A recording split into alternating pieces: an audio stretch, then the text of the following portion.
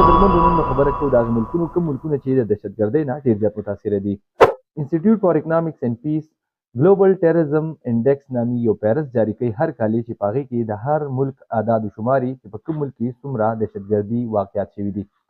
د 2023 د جی ټي آی ریپورټ مطابق یعنی ګلوبل ټیرریزم انډیکس ریپورټ مطابق په پاکستان په دغه لیست کې په 4 نمبر و. چونکې تیر کال پاکستان کې د دهشتګردۍ په واقعاتو کې 45% اضافه شوې ده، نو د دغه لحاظ سره پاکستان دویم نمبر ته راغلی دی.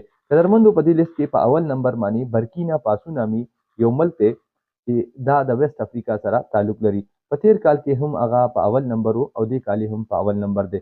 کال 2015 کې که تاسو وګورئ نو پاکستان کې ډیر زیات د دهشتګردۍ واقعات وشو. خو موږ امید ساتو چې د پاکستان انټیلیجنس او سکیورټي ادارې به په داسې قسمه حالاتو باندې ډیر زیات تر کابو راولي. تاسو هم دا ګلوبل ټیرریزم انډیکس په خپله کتلی شئ. لینک در سره په ډسکرپشن کې شیر کوم. ویډیو سره شیر کړئ، چینل در سره فالو کړئ.